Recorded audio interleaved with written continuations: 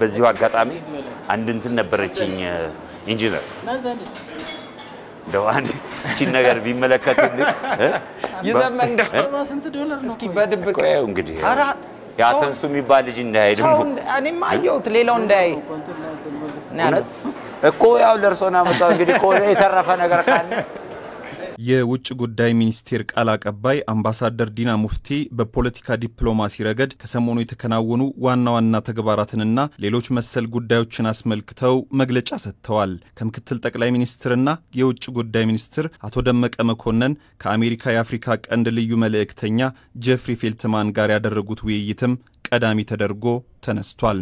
በጋራ ጉዳዮች ላይ በወቅታዊ ጉዳዮች ላይ ነው ውይይት የተደረገው። ያው ከዚህ ቀደም በተደጋጋሚ የመጡ ስለሆነ ሰውየው አሁንም ያለውን ነገር ነው አፕዴት የተደረጉት። እዚህ መጥተው መጨረሻ ላይ ከተመለሱ በኋላ በአሜሪካን አፍሪካን ኢንስቲትዩት ላይ ያቀረቡት ፕሬዘንቴሽን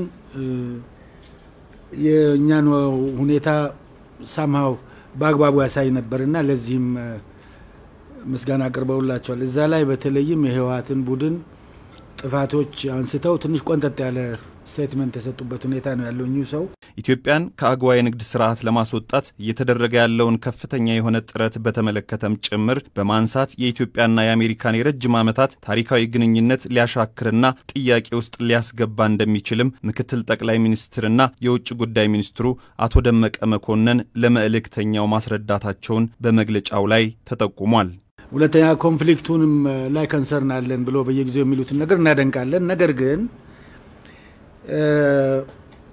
ከቅርብ ጊዜ ወዲህ ይሄንን ሁኔታ በሚገባ ከመረዳት አንፃር ያለውን እጥረት ገልጸውላቸዋል።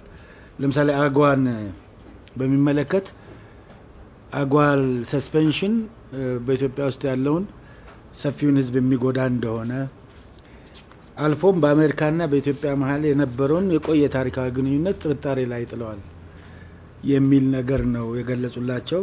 ሌላው በመግለጫው ላይ የተነሳው የቀድሞው የናይጄሪያ ፕሬዝዳንትና የአፍሪካ ህብረት የአፍሪካ ቀንድ ልዩ መልእክተኛ ኦሉሴጉን ኦባሳንጆን ጉብኝት የተመለከተው ጉዳይ ነው። እርሳቸውም በወቅታዊ የሀገሪቱ ጉዳዮች ላይ እያደረጉ ያሉትን እውነት የመፈለግና እልባት የማምጣት ጥረት ኢትዮጵያ አፍሪካዊ ችግር በአፍሪካ ይፈታል በሚለው መርሃ በበጎ እንደምትመለከተው መግለጫው ያስረዳል።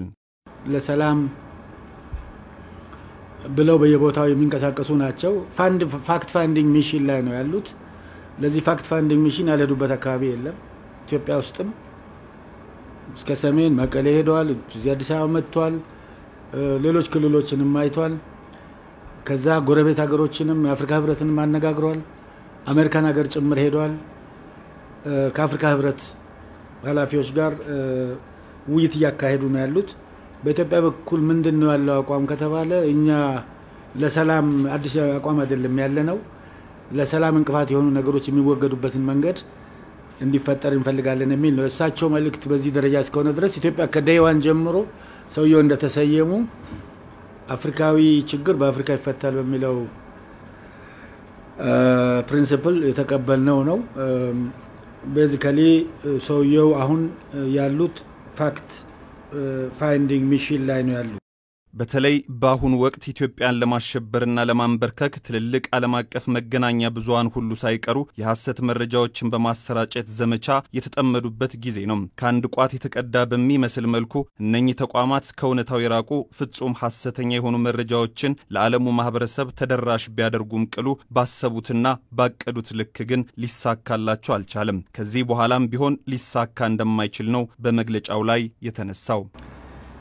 በተለይ የምዕራቡ አንዳንድ ሚዲያዎች ዋናዎቹ የሚባሉት ሊሆኑ ይችላሉ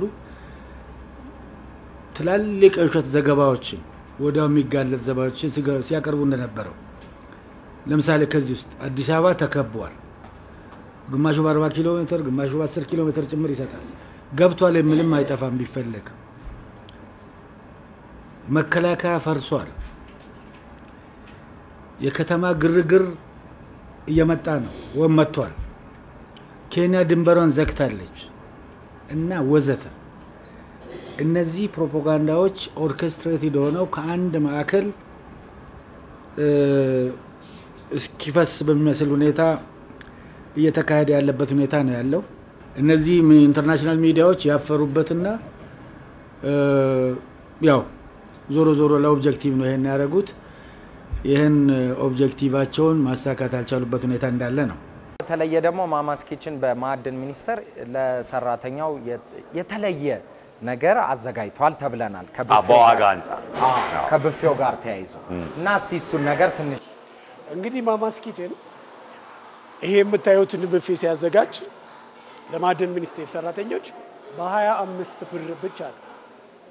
ይሄ ብፌ ነው። ይሄ አይን የሚያጠግብ ብፌ፣ አይንም ሆድም ሁሉ ነገር የሚያጠግብ ብፌ በ25 ብር ብቻ ነው። ስለዚህ እያንዳንዱ ሰራተኛ ምሳ ሰዓት ላይ መጥቶ በጥሩ መስተንግዶ አገልግሎቱን ያገኛል። ከዚህ በተጨማሪ በአካባቢው መስተንግዶአችንን ፈልገው የሚመጡ ሰዎች በታላቅ ዲስካውንት ከፈለጉ ከሜኖ መምረጥ ይችላሉ። አለበለዚያ ደግሞ ይሄንን ብፌ መጠቀም ይችላሉ።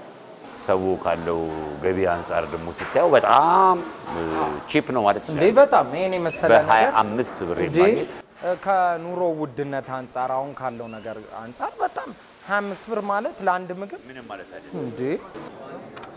ጉንፋን አየሩ ያልተስማማው ካለ የሆነ ትንሽ እዚህ ጋር ከርከር የሚያደርግ ነገር አለ። ለድምጽ ወለምታ እዚህ ጋር ቃቃሚል ነገር ካለ ሚኒስተር ሰላም ነው። እግዚአብሔር ይመስገን። እንደምን አለው?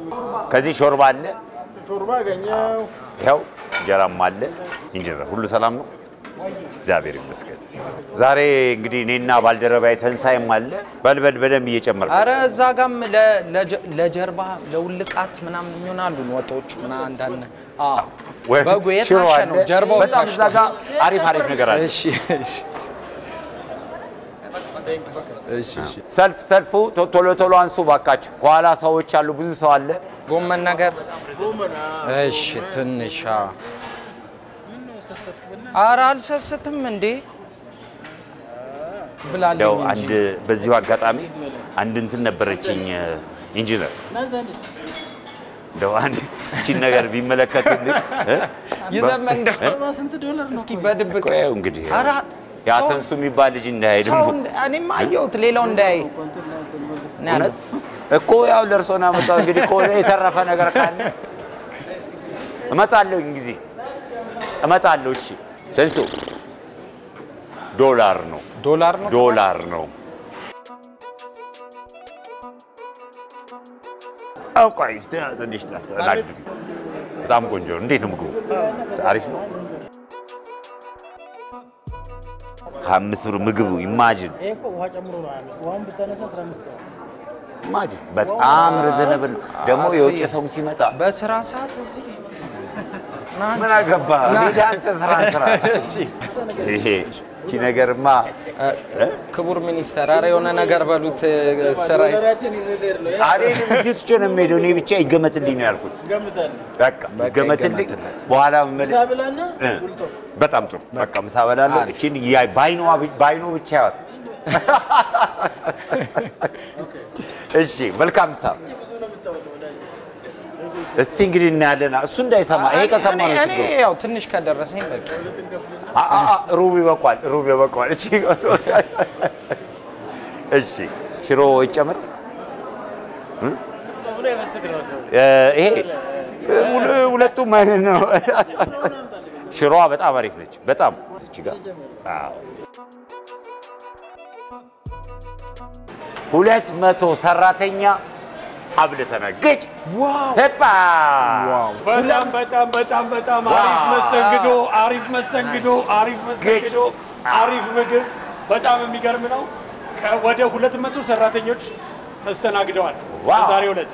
ዋው በእናንተ ቀልጣፋ የመስተንግዶ አሰጣጥ በትንሳኤ የሚጣፍጥ ምግብ ሼፍ እንዴት ነበር? ዋናው ሼፍ እስቲ አስተያየቱን አንተ ስጠኝ። ይሄን ሁሉ ያዘጋጁት ዋና ሼፍ ምን እንዳተሰማ ግን አንተ ነው የምትመስለው እኮ አቋቋሙ ሁኔታ እንዴን ሁሉ ምግብ 200 ሰው ያበሉት እሳቸው ናቸው። እሺ እኔ አንዳንድ ያየሁትን አስተያየት ሰጣችኋል። እሺ አስቢቲ በጣም አሪፍ ነው መስተንግዶ፣ ሁሉ ነገር በጣም ለምሳሌ ሚኒስትሩን ሄደህ ስታጨናንቅ ነበር። ምን ብዬ ምንድነው ብሉ ጠጡልኝ ብሉልኝ ነው እንደማንኛቸው በስራ ሰዓት የስራ ሰዓታቸውን ተሻምታል፣ ብዙ ጨቅጭቃቸዋል። በመስተንግዶ ዓለም ደግሞ ትንሽ እሺ እንግዲህ ክቡር ሚኒስቴርን ይቅርታ ጠይቃለሁ ስራ ሰዓት ስላጨናነቋቸው። ትንሴ በጣም አሪፍ ነው። የሞላ ነገር እየተከታተልክ የጎደለ ነገር ስታረግ ነበረ።